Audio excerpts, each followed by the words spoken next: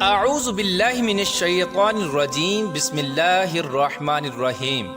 اللہ تبارک و تعالیٰ کے نام سے شروع جو بڑا مہربان اور نہایت رحم کرنے والا ہے۔ اللہ تبارک و تعالیٰ نے اس روئے زمین پر جتنے بھی انبیاء کرام کو بھیجا ان کو کسی نہ کسی ایسے کمالات سے نوازا جن کا عقل انسانی تصور بھی نہیں کر سکتی۔ ہر نبی کو اللہ تبارک و تعالیٰ نے ایسے کمالات اور معجزے عطا فرمائے جن سے اللہ تبارک و تعالیٰ کی شان کبریائی کی جلوہ گری نظر آتی ہے۔ پیارے دوستو، آج کی اس ویڈیو میں اللہ تبارک و تعالیٰ کے ایک ایسے نبی کا ذکر کریں گے جن کے واقعے کو اللہ تبارک و تعالیٰ خود قرآن پاک میں احسن القصص بیان فرماتا ہے۔ پیارے دوستو، حضرت یوسف علیہ السلام کو اللہ تبارک و تعالیٰ نے ایسا حسن عطا فرمایا تھا کہ جو کوئی بھی آپ کو دیکھتا وہ آپ کا دیوانہ ہو جاتا۔ لیکن کیا آپ جانتے ہیں کہ حضرت یوسف علیہ السلام کو جو حسن عطا کیا گیا وہ حسن کس قسم کا تھا، اور حضرت یوسف علیہ السلام ہر وقت اپنے چہرے پر نقاب کیوں لگا کر رکھا کرتے تھے، اور حضرت یوسف علیہ السلام سے عشق کرنے والی مصر کی شہزادی زلیخا کون تھی، اور زلیخا نے ایسا کون سا خواب دیکھا تھا کہ وہ 9 سال کی عمر میں ہی حضرت یوسف علیہ السلام کو بنا دیکھے ان کے عشق میں مبتلا ہو گئیں۔ اور جب زلیخا نے حضرت یوسف علیہ السلام کو گناہ کی طرف مائل کیا تو اللہ تبارک و تعالیٰ نے کس طرح حضرت یوسف علیہ السلام کی حفاظت فرمائی، اور پھر بعد میں حضرت زلیخا اور حضرت یوسف علیہ السلام کی شادی کس طرح ہوئی، اور حضرت یوسف علیہ السلام کے حسن کو دیکھ کر مصر کی بڑی بڑی عورتوں نے اپنی انگلیاں کیوں کاٹ ڈالیں۔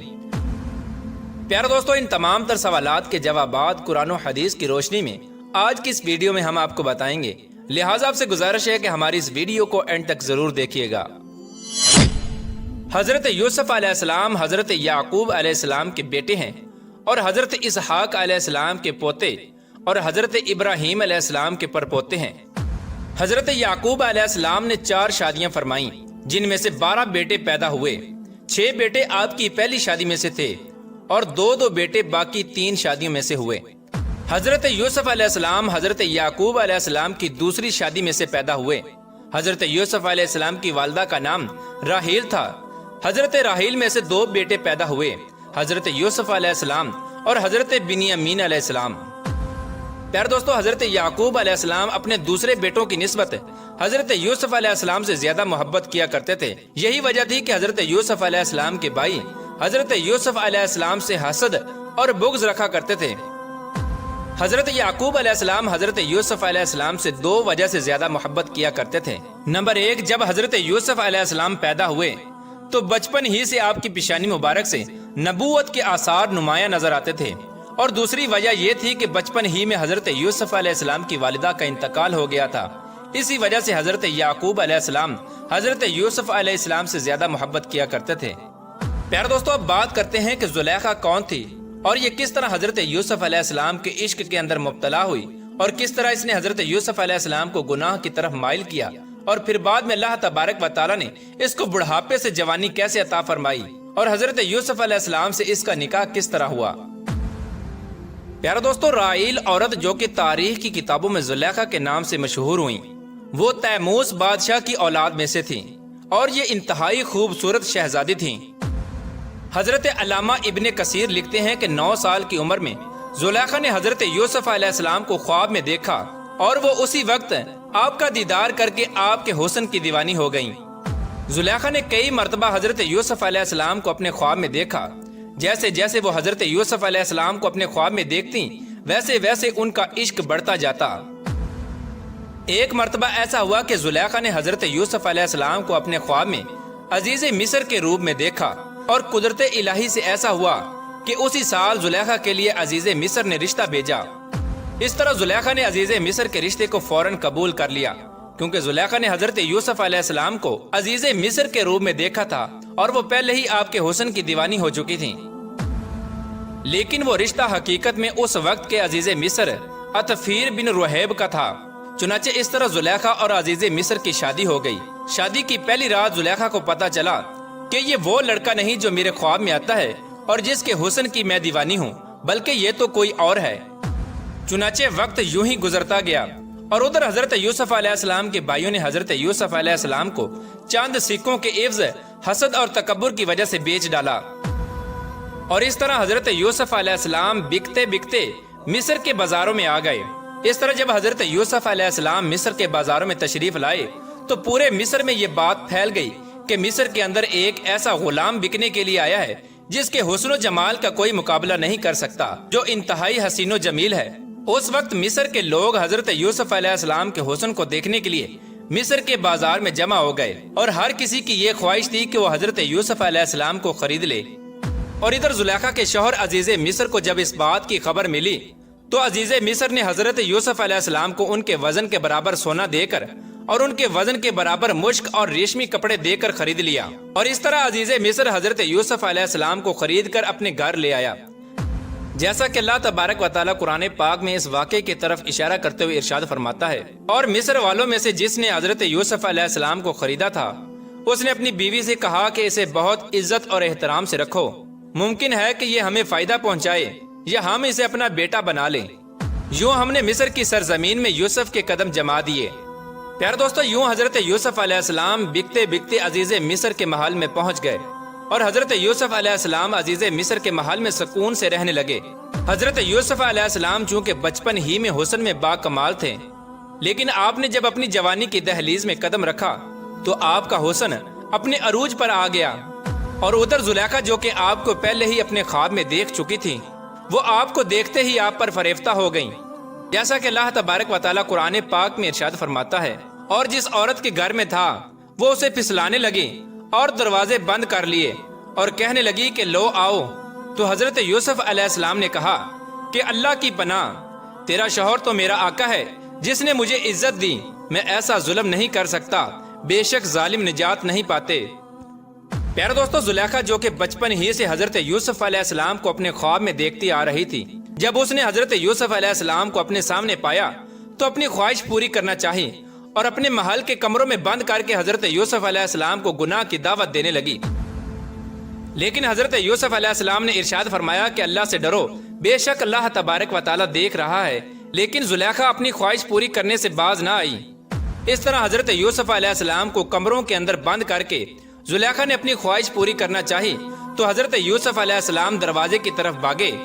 اور دروازے اللہ تبارک و تعالیٰ کے حکم سے کھلتے گئے۔ اس طرح جب حضرت یوسف علیہ السلام بھاگتے بھاگتے محل کے آخری دروازے پر پہنچے تو زلیخا نے حضرت یوسف علیہ السلام کو پیچھے سے قمیض سے پکڑ لیا، جس کی وجہ سے قمیض پیچھے سے پھٹ گئی۔ حضرت یوسف علیہ السلام نے جب آخری دروازہ کھولا تو اپنے سامنے عزیز مصر کو پایا۔ عزیز مصر نے جب حضرت یوسف علیہ السلام کو یوں بند کمروں سے نکلتے ہوئے دیکھا تو زلیخا نے شور مچایا کہ یوسف میرے ساتھ بدکاری کرنا چاہتا ہے، اور زلیخا اپنے شوہر عزیز مصر سے بولی، جو شخص تیری بیوی کے ساتھ برا ارادہ کرے تو بس اس کی سزا یہی ہے کہ اس کو قید کر دیا جائے اور اسے دردناک سزا دی جائے۔ جیسا کہ اللہ تبارک و تعالیٰ سورہ یوسف کی آیت نمبر 25 میں ارشاد فرماتا ہے، حضرت یوسف علیہ السلام بولے، یہی مجھے اپنی نفسانی خواہش پورا کرنے پر مجبور کر رہی تھی۔ اس وقت عزیز مصر نے حضرت یوسف علیہ السلام سے پوچھا کہ تمہارے پاس کیا ثبوت ہے؟ مفسرین لکھتے ہیں کہ اس وقت اس کمرے میں حضرت یوسف علیہ السلام اور زلیخا کے علاوہ ایک ایسا بچہ موجود تھا جو ابھی چھوٹا تھا اور وہ بول بھی نہیں سکتا تھا۔ اس نے حضرت یوسف علیہ السلام کی پاک دامنی کی گواہی دی۔ اس بچے نے کہا کہ اگر حضرت یوسف علیہ السلام کی قمیض آگے سے پھٹی ہوئی ہے تو اس کا مطلب ہے کہ حضرت یوسف علیہ السلام گناہ گار ہیں، اور اگر حضرت یوسف علیہ السلام کی قمیض پیچھے سے پھٹی ہوئی ہے تو زلیخا گناہ گار ہے۔ اس طرح اس بچے نے اللہ تبارک و تعالیٰ کے حکم سے بول کر حضرت یوسف علیہ السلام کی پاک دامنی کی گواہی دی، جس طرح کہ اللہ تبارک و تعالیٰ سورہ یوسف کی آیت نمبر 26 میں ارشاد فرماتا ہے، عورت کے گھر والوں میں سے ایک گواہ نے گواہی دی کہ اگر اس کا کرتا آگے سے پھٹا ہوا ہے تو عورت سچی ہے اور وہ جھوٹا ہے، اور اگر اس کا کرتا پیچھے سے پھٹا ہوا ہے تو عورت جھوٹی ہے اور وہ سچا ہے۔ اس طرح جب عزیز مصر نے حضرت یوسف علیہ السلام کی قمیض کو دیکھا تو وہ پیچھے سے پھٹی ہوئی تھی۔ اس وقت عزیز مصر نے زلیخا سے کہا کہ یہ تمہارا فریب ہے، اور کچھ شک نہیں کہ تم عورتوں کے فریب بہت بڑے ہوتے ہیں۔ پھر عزیز مصر نے کہا کہ یوسف اس بات کا خیال نہ کر، اور زلیخا تو اپنے گناہ کی بخشش مانگ، بے شک خطا تیری ہے۔ پیارے دوستو، زلیخا کا حضرت یوسف علیہ السلام کو گناہ کی دعوت دینے کا یہ واقعہ پورے مصر میں مشہور ہو گیا، اور پورے مصر کی عورتیں زلیخا کو لان تان کرنے لگی کہ اپنے غلام کے ساتھ عشق کے اندر مبتلا ہو گئی ہے اور اپنے غلام کے ساتھ عشق کر بیٹھی ہے۔ اس طرح مصر کی تمام عورتوں نے مصر کے اندر یہ چرچا کرنا شروع کر دیا کہ عزیز مصر کی بیوی اپنے غلام کو چاہتی ہے اور اس کی محبت کے اندر فریفتہ ہے۔ ہم تو اس عورت کو سری غلطی پر دیکھتے ہیں۔ جب زلیخا نے دیکھا کہ پورے مصر کے اندر مجھ پر لان تان ہو رہی ہے اور تمام عورتیں مجھے غلط سمجھ رہی ہیں، اس وقت زلیخا نے تمام مصر کی عورتوں کو حضرت یوسف علیہ السلام کا حسن دکھانے کا ارادہ کیا تاکہ ان کو بھی پتہ چل سکے کہ حضرت یوسف علیہ السلام کتنے حسین ہیں اور زلیخا کس وجہ سے ان پر فریفتہ ہوئی ہے۔ ایک دن زلیخا نے مصر کے تمام بڑے بڑے امراء کی عورتوں کو اپنے محل کے اندر دعوت دی اور مصر کی ان تمام عورتوں کو پھل تراشنے کے لیے پکڑا دیے، اور ساتھ ہی زلیخا نے حضرت یوسف علیہ السلام کو ان کے سامنے سے گزرنے کا کہا۔ ادھر مصر کی عورتیں چھریوں کے ساتھ پھلوں کو تراش رہی ہیں اور ادھر حضرت یوسف علیہ السلام ان کے سامنے جلوہ افروز ہیں۔ بس پھر جب ان عورتوں نے حضرت یوسف علیہ السلام کے حسن کو دیکھا تو حضرت یوسف علیہ السلام کے حسن کو دیکھتے ہی مدہوش ہو گئیں اور پھلوں کی بجائے اپنی انگلیاں کاٹ ڈالیں۔ جب حضرت یوسف علیہ السلام وہاں سے تشریف لے گئے تو مصر کی عورتوں نے دیکھا کہ ان کی انگلیاں کٹی ہوئی ہیں، تو اس وقت زلیخا بولی کہ یہی ہے وہ غلام جس کے بارے میں تم مجھ پر لان تان کرتی تھیں اور مجھ کو برا بلا کہتی تھیں۔ زلیخا نے مصر کی عورتوں سے کہا کہ میں نے ہر طرح سے اپنا مطلب پورا کرنے کی کوشش کی، لیکن اس نے اپنے آپ کو روک لیا، اور جو کچھ میں چاہتی ہوں اگر یہ میری خواہش پوری نہ کرے گا تو ضرور اس کو قید کر دیا جائے گا اور یہ رسوا ہوگا۔ چنانچہ زلیخا نے حضرت یوسف علیہ السلام کو قید کرانے کے لیے یہ چال چلی کہ وہ اپنے شوہر کے پاس گئی اور اسے کہنے لگی کہ پورے مصر میں مجھ پر لان تان ہو رہی ہے اور لوگ مجھے برا بلا کہہ رہے ہیں، کیوں نہ ہو کہ حضرت یوسف علیہ السلام پر اس بدکاری کی تہمت لگا کر اس کو قید میں ڈال دیا جائے۔ اس طرح مصر کے لوگ یہ سمجھیں گے کہ غلام کا گناہ ہے اور میری عزت بھی بچ جائے گی۔ چنانچہ اس طرح زلیخا نے اپنے شوہر عزیز مصر کی بہت منت سماجت کی تو عزیز مصر حضرت یوسف علیہ السلام کو قید کرنے کے لیے راضی ہو گیا۔ عزیز مصر حضرت یوسف علیہ السلام کے پاس گیا اور حضرت یوسف علیہ السلام سے کہنے لگا کہ میری بیوی کی عزت پورے شہر میں داؤ پر لگ گئی ہے، اب تمہیں قید میں ڈالنا میری مجبوری ہے۔ چنانچہ عزیز مصر نے حضرت یوسف علیہ السلام کو قید میں ڈال دیا۔ اس طرح حضرت یوسف علیہ السلام نے اپنی زندگی کے 7 سال بے گناہ قید کے اندر گزار دیے۔ 7 سال بعد عزیز مصر نے ایک عجیب و غریب خواب دیکھا جس کی تعبیر حضرت یوسف علیہ السلام نے بیان کی۔ اس خواب کی تعبیر بتانے کے بعد حضرت یوسف علیہ السلام کو قید سے رہائی مل گئی۔ چنانچہ قدرت الہی سے ایسا ہوا کہ عزیز مصر حضرت یوسف علیہ السلام پر ایمان لے آیا اور اپنی وفات سے پہلے ہی مصر کے تمام تر اختیارات حضرت یوسف علیہ السلام کے سپرد کر دیے۔ چنانچہ اس طرح عزیز مصر ریان بن ولید نے حضرت یوسف علیہ السلام کو ہی عزیز مصر مقرر کر دیا۔ چنانچہ عزیز مصر کی وفات کے بعد وقت یوں ہی گزرتا گیا اور زمانے نے کئی عروج و زوال دیکھے، اور عزیز مصر کی وفات کے بعد زلیخا تنگ دست اور محتاج ہو چکی تھی۔ اس پر بڑھاپا غالب آ چکا تھا اور اس کی آنکھوں کی بینائی بھی چلی گئی تھی۔ زلیخا کی اس بے بسی اور اس حالت کو دیکھ کر کسی نے زلیخا کو یہ مشورہ دیا کہ آپ اپنی بے بسی اور اپنا معاملہ حضرت یوسف علیہ السلام کی بارگاہ میں پیش کریں، جو کہ اس وقت کے بادشاہ تھے۔ ہو سکتا ہے کہ حضرت یوسف علیہ السلام آپ پر رحم فرمائیں اور آپ کی مدد کریں اور آپ کو غنی کر دیں، کیونکہ آپ نے بھی ان کا خیال رکھا تھا اور ان کو عزت دی تھی۔ چنانچہ زلیخا ایک ایسے ٹیلے پر بیٹھ گئیں جہاں سے حضرت یوسف علیہ السلام گزرا کرتے تھے